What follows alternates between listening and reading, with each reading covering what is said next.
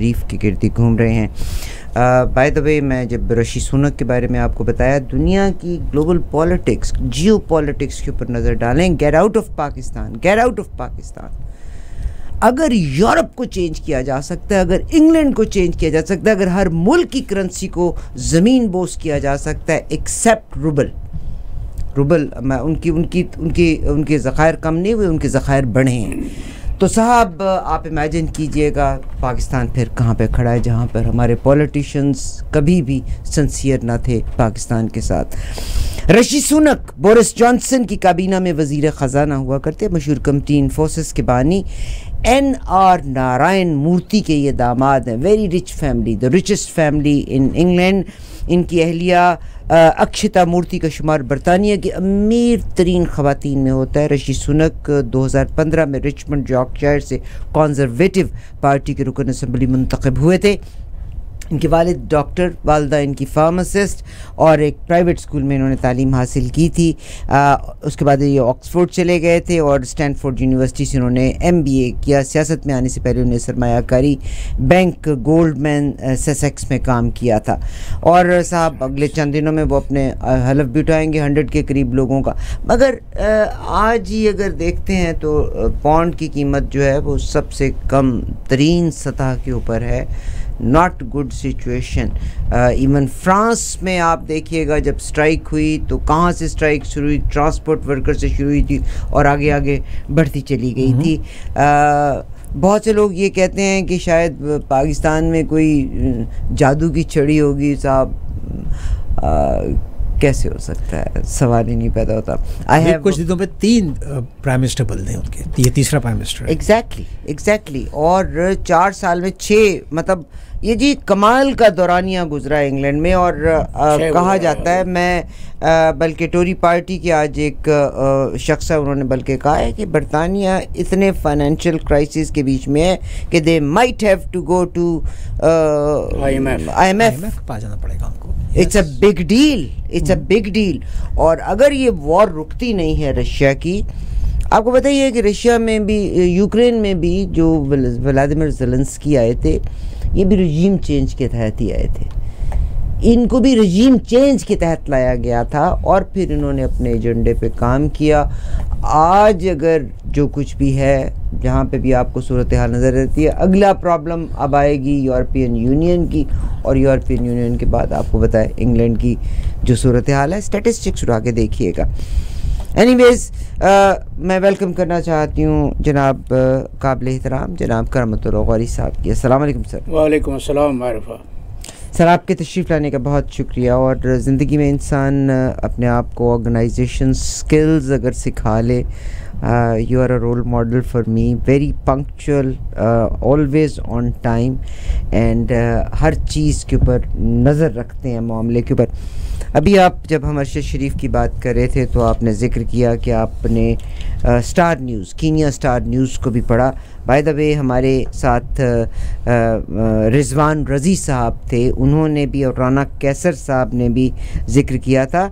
और ये सिर्फ एक शख्स ने एतराज़ किया है कि उन्होंने कहा जी जो कुछ हुआ सही हुआ है, मतलब वो थे ऑन सही साहब, जो कि पाकिस्तान टेलीविज़न के साथ ताल्लुक़ था, इनका गवर्नमेंट का मौक़िफ़ हुआ करता है। वेरएज़ जनाब राना कैसर साहब ने भी उस अखबार का हवाला दिया। इसके अलावा जो कीनिया नेशन है उसका भी हवाला दिया कि वो रिपोर्ट जो है काफ़ी शक का इजहार कर रही हैं।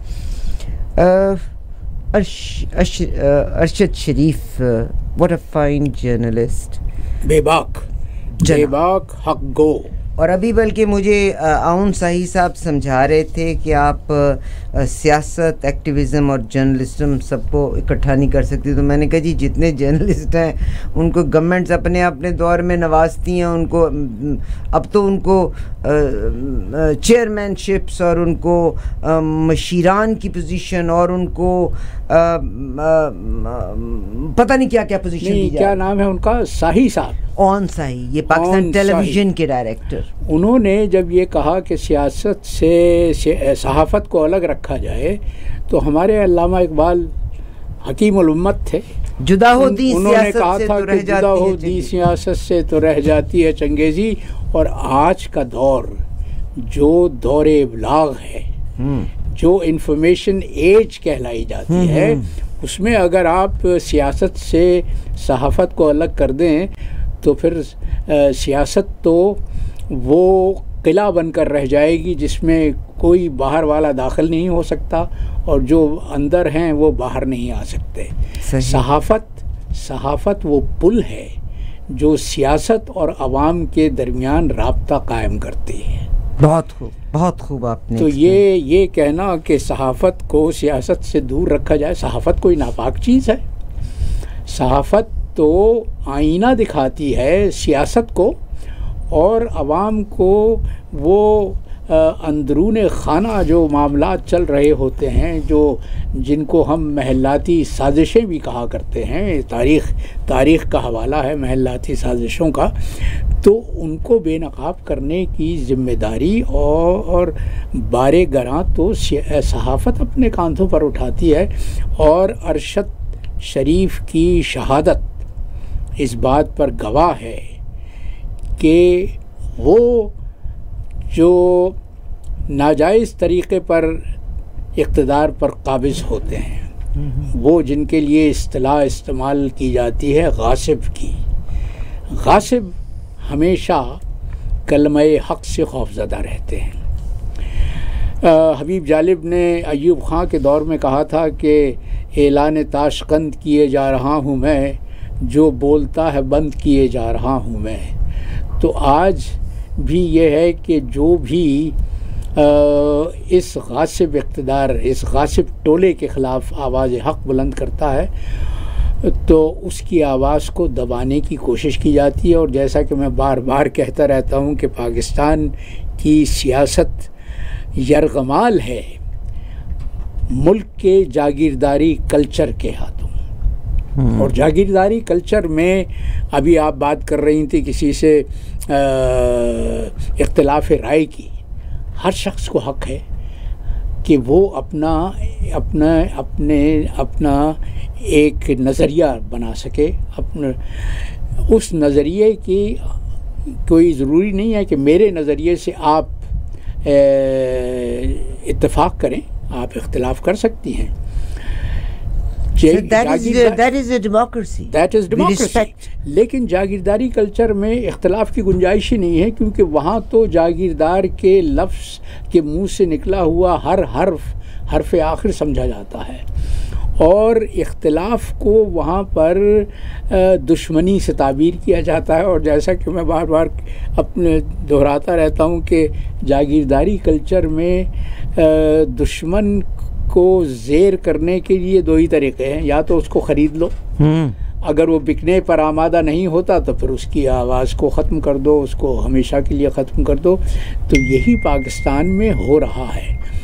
अब अरशद शरीफ आपको मालूम है कि ARY पर बरसों पावर प्ले के नाम से वो प्रोग्राम करते रहे, जो इंतहाई मकबूल प्रोग्राम था। इसलिए मकबूल था कि अरशद शरीफ इन्वेस्टिगेटिव रिपोर्टर था, वो मामलात की तह में जाता था। और ये इस तरह नहीं सिर्फ ज़बानी कलामी बात नहीं होती थी, टामक टोइयाँ नहीं छोड़ा करता था वो, बल्कि वो हक़ाइक़ को बेनकाब करता था, वो मेहनत करता था, वो दस्तावेज़ात लेकर आता था जिनकी मौजूदगी में कोई ये नहीं कह सकता था कि ये बेबुनियाद बात हो रही है। तो अरशद शरीफ जैसे बेबाक और कलमे हक़ का एला करने वाले सहाफ़ी के दुश्मन तो दर्जनों हो सकते हैं। और अभी हमने देखा कि ARY को मजबूर किया गया कि वो अरशद शरीफ को फ़ायर कर दें। अरशद शरीफ फ़ायर हो गए, उसके बाद वो दुबई चले गए। फिर दुबई की हुकूमत पर, जहाँ तक मेरी इत्तलात हैं, प्रेशर दबाव डाला गया कि वो अरशद शरीफ को वहाँ से निकाल दे। अच्छा, ये प्रेशर डालने में गवर्नमेंट ऑफ पाकिस्तान का नाम आया। अब आप फिर बात करनी चाहिए हक़ाइक़ की रोशनी में।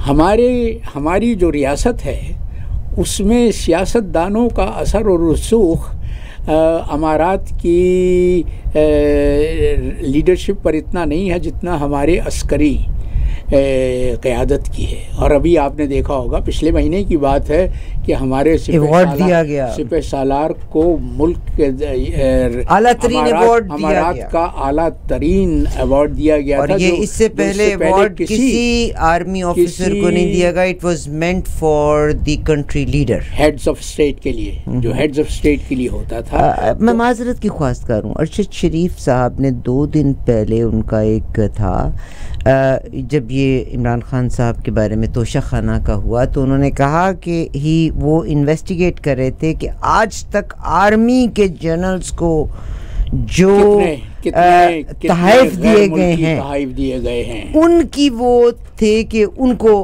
किया जाए। और एक और भी वो एक फिल्म पर काम कर रहे थे, जो behind the close door. Do you mind कि हम वो वॉच करें?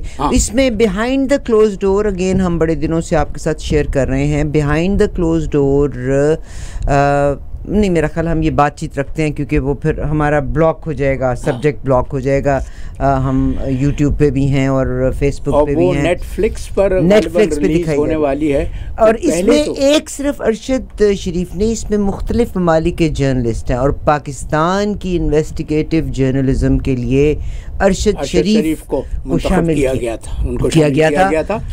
और पहले तो पाकिस्तान में कोशिश ये की गई, एक डिसइंफॉर्मेशन मुहिम चलाई गई जिसका लुब्बे-लबाब ये था कि नेटफ्लिक्स इस किस्म की फिल्म रिलीज़ करने का कोई इरादा नहीं रखती।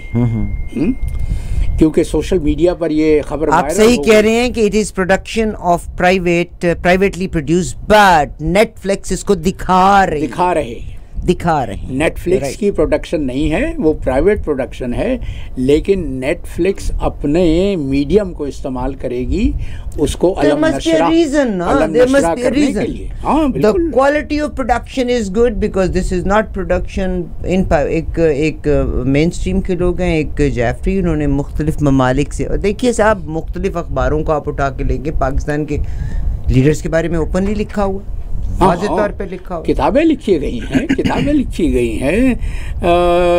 इन लोगों ने किस तरह से पाकिस्तान के वसाइल पर अपने हाथ साफ किए हैं, किस तरह से पाकिस्तान को लूटा है, दोनों हाथों से लूटा है। और वही बात जो इमरान बार बार कहता है कि जिन लोगों की दौलत पाकिस्तान में नहीं है, जिनके बच्चे पाकिस्तान में नहीं रहते, वो सिर्फ पाकिस्तान पर हुकूमत करने के लिए आते हैं, बाकी उनके तमाम तर मफादात पाकिस्तान से बाहर है। तो ऐसे इस किस्म के सियासी कल्चर में क्या फ़रोग पा सकता है? वहाँ फैशिज़्म ही फ़रोग पा सकता है, और वही फैशिज़्म पाकिस्तान में आजकल फल फूल रहा है। और इससे सबसे बड़ा ख़तरा उन लोगों को है जो अम्र बिल मारूफ और नही अनिल मुनकर पर ईमान रखते हैं, इसलिए कि अल्लाह का फरमान है। मगर सर अब इस दीन के हम उस लोएस्ट लेवल के ऊपर हैं जिसमें हम अब तो शायद दिल में भी बुरे को गलत नहीं कहना चाहते। आरिफा, मैंने सर पीट लिया। मैंने कल जब ख़बर ये सुनी, पंजाब हुकूमत बल्कि टेलीविज़न पर बड़े धड़ल्ले से अपनी तशहीर कर रही है कि उसने अब निकाह के कागजात पर भी ख़त्म नबूवत की तस्दीक करना ज़रूरी करार दे दिया है। और दूसरी तरफ आपको शायद पता होगा, मैं आई रिस्पेक्ट एवरी कम्युनिटी, और मैं अहमदिया कम्युनिटी आप तो लोगों को मुबारकबाद देना चाहती हूँ कि पाकिस्तान की गवर्नमेंट इस्लामाबाद में ज़्यादा से ज़्यादा मसाजिद खोलने की इजाज़त भी दे दी है जी। तो क्या हो रहा है? दीन की रूह तो पाकिस्तान में कहीं पाई नहीं जाती। वो दीन जो ये कहता है कि एक बेगुनाह इंसान का कत्ल पूरी इंसानियत का कत्ल है। पाकिस्तान में कितना इस फरमान पर अमल हो रहा है? पाकिस्तान उन ममालिक में है जहाँ आप किसी को भी चंद हज़ार रुपए देकर किसी शख्स को निशाना बनवा सकते हैं। और फिर अरशद शरीफ की तरफ मैं वापस आता हूँ कि सबसे पहला सवाल जो हमें पूछना चाहिए वो ये कि अरशद शरीफ केन्या गए क्यों थे। आप बताइए सर।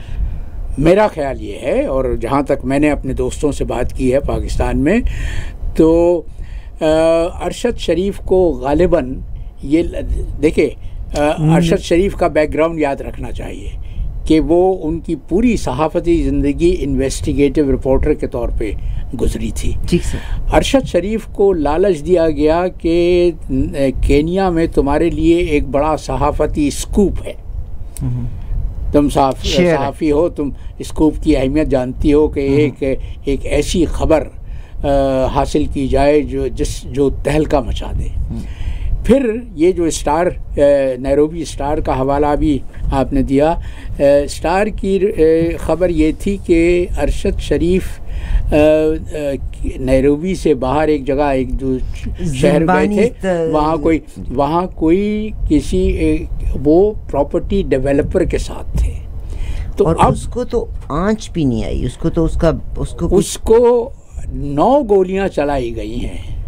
और मेरे पास मेरे सेल फोन पर वो तस्वीर मौजूद है, मेरे पास भी है, मैं वो देख नहीं सका था कि चेहरे पे स्वेलिंग आ गई हुई थी। अरशद शरीफ के सर के बाईं तरफ हमला किया गया, और वो जो ज़ख्म है उसको देखकर कोई ऐसा शख्स भी जो जो जो जो मेडिसिन के मुताल्लिक़ कुछ नहीं जानता, वो भी ये कह सकता है कि बहुत क्लोज़ रेंज से फायर किया गया। फिर जाए वक़ूआ से 75 मील दूर ले जाकर अरशद शरीफ की लाश को छोड़ दिया गया। केन्या की पुलिस ने 16 घंटे तक कोई ख़बर नहीं दी।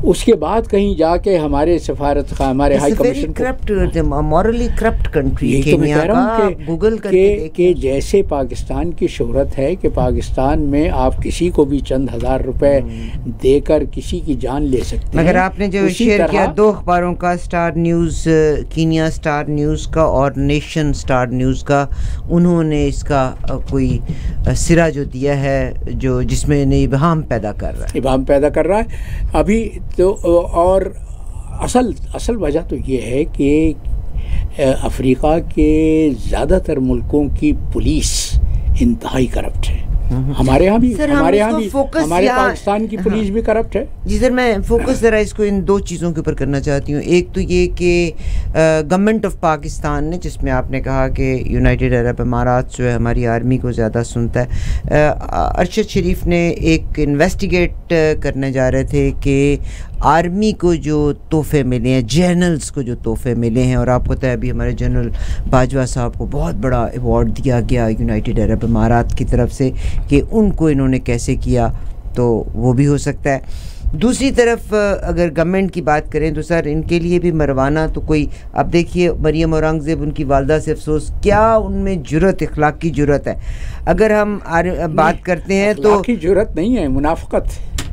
मकसूद चपड़ासी की विटनेस थे, उनको दुबई में मार दिया गया था। Malik Maqsood, the peon of the Sharif family who was popularly refer to the Maqsood chaprasi, इनको कार्डियक अरेस्ट हुआ था दुबई के बीच में। डॉक्टर रिजवान को भी, डॉक्टर रिजवान, उससे पहले फॉर्मर रमज़ान शुगर मिल का एम्प्लॉई, मेरा ख्याल है फजल इसका नाम था, उसको भी मरवा दिया गया था। डॉक्टर रिजवान जो FIA के इन्वेस्टिगेटिव शख्स थे, उनको भी formal investigation agency FIA Lahore chief doctor Rizwan died of heart attack on Monday, और he was a perfectly fine healthy happy man. अब अगर आप बिहाइंड द क्लोज डोर्स देख लें तो उसमें भी जर्नल्स के बारे में भी इन्वेस्टिगेशन की बात की, तो it's not difficult to kill anybody but unfortunate. मैं सर प्रॉब्लम्स की बात कर कर के मैं थक गई हूँ। I need a solution. We are so polarise, we are so divided. तो ये तो सर एक हुकूमत के बाद अगली हुकूमत और उसके बाद अगली हुकूमत, ये तो बारियां लगी रहेंगी। नहीं, सवाल ये करना चाहिए हमें अपने आप से और हर उस शख्स से जो पाकिस्तान के हालात में दिलचस्पी रखता है और पाकिस्तान के मौजूदा रविश से उसके यहाँ इस्तराब की कैफियत पैदा होती है कि इस तमाम सिनेरियो का मकसद क्या है, ये पाकिस्तान को कहाँ ले जाना चाहते हैं। देखिए, याद रखना चाहिए कि इमरान ने अभी कल ही कहा है कि वो गालिबन जुमेरात या जुमे को अपनी लॉन्ग मार्च की कॉल दे देंगे। तो इस तरह के वाक़यात रूनुमा करके पहला हदफ तो ये है कि इमरान की जो तहरीक है उसकी तरफ से अवाम की तवज्जो हटा दी जाए, ताकि पसे पर्दा जो तैयारियां हो रही हैं उनको तकमील तक पहुंचाया जा सके। इस्लामाबाद से मेरे दोस्तों ने ख़बर दी है कि इस्लामाबाद तो ये लगता है कि वो कंटेनर्स का शहर बन गया है, इसलिए कि हर तरफ कंटेनर खड़े किए जा रहे हैं ताकि लॉन्ग मार्च के लिए अगर आगाज़ होता है तो मगर मैं आपको इजाज़त हो तो मैं रोक सकती हूँ। लॉन्ग मार्च पिछले 1-1.5 महीने से मैं सुनती चली आ रही हूँ, ये मीटिंग्स भी हो रही हैं। मुझे लगता है कि eight the end of the day जो पाकिस्तान की कौम है, इमरान खान हिमसेल्फ यकीनन कोई उसके अगेंस्ट केस नहीं निकला तो तोशा खाने का निकाल लिया या फॉरेन फंडिंग का निकाल लिया, बट अनफॉर्चुनेटली उनके भी इर्द गिर्द करप्ट लोग तो हैं ना। देखिए, इमरान खान अगर सही होते तो जिस दिन जहांगीर तरीन अपना जहाज़ उनके लिए उड़ाते फिरते थे तो इमरान खान को स्मेल कर लेना चाहिए था कि anybody who is investing so much wanted to have some favour at the and.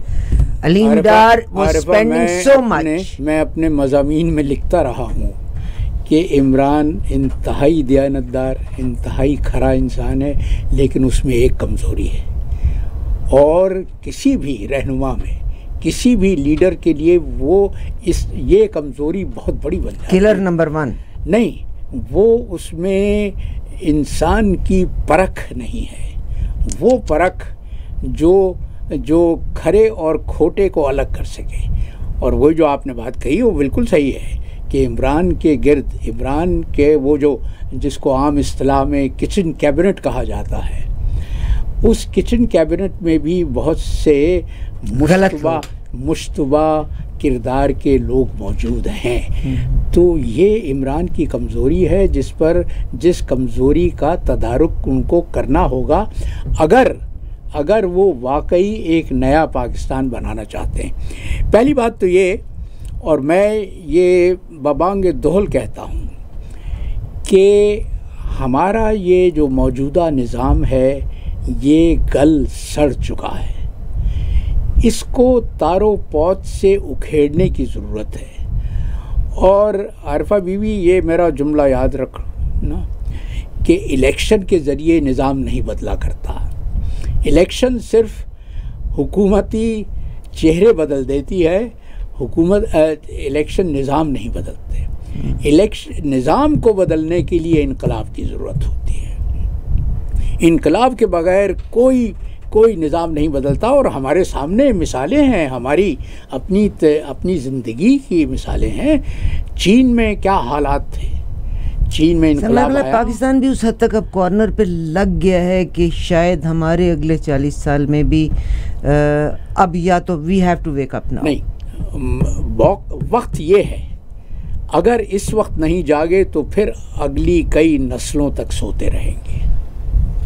क्या फरमाएंगे कि क्या करना चाहिए कि ये जो कत्ल गारत करी है कि आपसे जिसका जो शख्स नहीं सर उठाए उसी का सर उड़ा दो।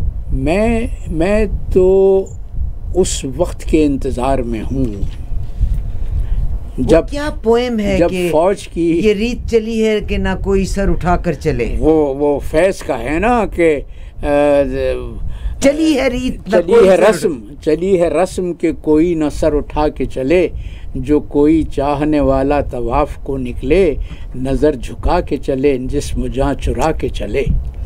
फैज़ ने भी ये लिखी थी आर्मी के लिए, हबीब जालिब ने भी नहीं तो हर दानिश्वर आर्मी के दौर में लिखता रहा है। बीबी, हमारी तारीख़ 75 साल की तारीख़ में कितने बरस हैं जब फ़ौज ने सियासत में मुदाखलत ना की हो। मैं ये लोगों को याद दिलाता रहता हूँ। कल की शाम भी मैं एक तकरीब में था तो मैंने वहाँ पे याद दिलाया कि ये कहा जाता है कि जमहूरियत का कत्ल शुरू हुआ ग़ुलाम मोहम्मद से। बिल्कुल गलत। जमहूरियत को कत्ल करने के लिए तो सबसे पहले 1949 में रावलपिंडी साजिश तैयार की गई थी और उसके जो रूह रवां थे वो उस वक्त पाकिस्तान की अस्करी क़यादत के सबसे senior major general Akbar Khan थे। अकबर ख़ान, जिनको बाद में जुल्फ़िकार अली भुट्टो ने अपने दौरे इक़्तिदार में चेकोस्लोवाकिया में पाकिस्तान का सफ़ीर लगा दिया था। और मैं गवाह हूँ, मैं किसी की सुनी सुनाई बात पर एतबार को नहीं दोहरा रहा, मैं गवाह हूँ और मेरे कई साथी गवाह हैं। हम लोग उस वक्त दफ्तर ख़ारजा में डायरेक्टर्स थे और हमारे दरमियान बैठकर जनरल अकबर ख़ान ने कहा कि जवानों, तुम क्या समझते हो, हमने तो लियाकत को उसी वक्त ख़त्म करने का मंसूबा बनाया था। ये और उन्होंने रावलपिंडी साजिश की नाकामी की का ज़िम्मेदार किनको ठहराया? दानिश्वरों को, फैज़ अहमद फैज़ जैसे दानिश्वरों को। सही सही। तो हमारी तारीख़ तो मुझे कोई एक ऐसा साल दिखा दो जब फ़ौज बराह रास्त या बिलवास्ता सियासी मामलात में दखील ना रही हो। तो ये कहना अब आजकल जो कहा जाता है कि हम न्यूट्रल हैं, ये बेबुनियाद सी बात है, ये बेहुदा नारा है। और सवाल ये, वो जो मैं भी कह रहा था कि अल्लाह का फरमान तो ये है कि तुम कौल हक़ कहो और कुफ्र के से इनकार करो। बहुत शुक्रिया सर, आप अपनी एक पोम को शेयर करते हुए फैज़ अहमद के फैज़ के इस कलाम आप अपनी एक मैंने आज ही अरशद शरीफ के लिए 4 मिसरे कहे हैं, वो मैं पहले सुना देता हूँ कि जमाल साहब सुनिए कि आसेब बन के कौम के आसाब पर सवार, आसेब बन के कौम के आसाब पर सवार, आवाज़ हक़ दबाने को है कौन नाबकार। अर्ज़े वतन में कौन है तागूत का नकीब, अरशद शरीफ किसकी हवस का हुआ शिकार। अब तो सवाल ये करना चाहिए ना कि अरशद शरीफ को की आवाज़ दबाने से फ़ायदा किन लोगों को पहुँच रहा है, किन अफराद को पहुँच रहा है, किन इदारों को पहुँच रहा है, ये सवाल करना चाहिए। एक आवाज़ को दबा दिया गया जो एलाए कलिमतुल हक़ किया करती थी। सही। तो इसका मतलब ये है कि मुल्क में खौफ की फ़ज़ा कायम करने की कोशिश की जा रही है। ये कोशिश की जा रही है कि लोग अरशद शरीफ के सानहे से, उसके शहादत से इबरत हासिल करें और उस रास्ते पर आगे चलने से एतराज़ करें 10 बार सोचें जिस रास्ते पर चलकर अरशद शरीफ ने अपनी जान गंवाई। थैंक यू वेरी मच जनाब करामतुल्लाह क़ारी साहब। फैज़ अहमद फैज़ का कलाम मैं आप ही की, क्योंकि आप खुद निसार मैं तेरी गलियों के वतन के जहाँ, चली है रस्म के कोई न सर उठा के चले, जो कोई चाहने वाला तवाफ़ को निकले, नज़र चुरा के चले, जिस्म जान बचा के चले, है अहले दिल के लिए अब ये नज़्म बस तो कुशाद, है अहले दिल के लिए अब ये नज़्म बस तो कुशाद, कि संगो खिश्त मुक़य्यद हैं और सग आज़ाद। क्या बात। कल रात को मैं एक अखबार के लिए मज़मून लिख रहा था तो मैंने उसका उन्वान यही रखा, सग आज़ाद, कि संगो खिश्त मुक़य्यद हैं और सग आज़ाद, बहुत हैं जुल्म के दस्ते बहाना जू के लिए, जो चंद अहले जुनू तेरे नाम लेवा हैं, बने हैं अहले हवस मुद्दई भी मुनसिफ भी, किसे वकील करें, किससे मुंसफ़ी चाहें, मगर गुजारने वालों के दिन गुज़रते हैं। तेरे फिराक में यूं सुबह शाम करते हैं, बुझा जो रोज़ने ज़िंदा तो दिल ये समझा है। ये नज़्म उन्होंने उस वक्त कही थी जब वो रावलपिंडी साजिश की सज़ा काट रहे थे और जेल में थे। बुझा जो रोज़ने ज़िंदा तो दिल ये समझा है कि तेरी मांग सितारों से भर गई होगी। चमक उठे हैं सलासिल तो दिल ये जाना है कि तेरी चमक उठे हैं सलासिल तो हमने जाना है कि अब सहर तेरे रुख पर बिखर गई होगी। गरज तसव्वुरे शामो सहर में जीते हैं, गिरफ्ते साये दीवारों दर में जीते हैं। यूं ही हमेशा उलझती रही है जुल्म से खल्क। यूं ही इनकलाब, अभी तुम कह रही थी कि इनकलाब किस तरह से आ सकता है पाकिस्तान में, तो इनकलाब अपनी रफ्तार खुद ही पैदा कर देता है और आगाज़ वहाँ से होता है जब खल्क़ खुदा जुल्म से नबरदाज़मा हो जाती है। तो फैज़ ने क्या खूब कहा है कि यूं ही हमेशा उलझती रही है जुल्म से खल्क़, ना उनकी रस्म नई है ना अपनी रीत नई। क्या बात है, ना उनकी रस्म नई है ना अपनी रीत नई। यूं ही हमेशा खिलाए हैं हमने आग में फूल, ना उनकी हार नई है ना अपनी जीत नई। इसी सबब से फलक का गिला नहीं करते, तेरे फिराक में दिल यूं बुरा नहीं करते। गर आज तुझसे जुदा हैं तो कल बहम होंगे, ये रात भर की जुदाई तो कोई बात नहीं। गर आज औज पे है ताले रकीब तो क्या, ये 4 दिन की खुदाई तो कोई बात नहीं। जो तुझसे अहद वफा उस्तवार रखते हैं, इलाजे गर्दिशे लैलो नहार रखते हैं। बहुत फैज़ अहमद फैज़ का कलाम। हमारे साथ जनाब करामतुल्लाह गौरी साहब, असर आपका बहुत शुक्रिया। Again we are all sad, चली है रस्म न कोई सर उठा के चले, निसार में तेरी गलियों के ए वतन के जहाँ, चली है रस्म न कोई सर उठा के चले। वो क्या खूब शेर कहा था, मैं किसके हाथ पे अपना लहू तलाश करूं, मैं किसके हाथ पे अपना लहू तलाश करूं, तमाम शहर ने पहने हुए हैं दस्ताने। क्या बात है, क्या बात है। मैं किसके हाथ पे अपना लहू तलाश करूं, तमाम शहर ने पहने हुए हैं दस्ताने। बहुत खूब। 2 कमर्शियल और 1 मुलाकात। कामरान हैं यहाँ पे जो मुस्लिम लीग नून को रिप्रेजेंट करते हैं। बहुत से लोग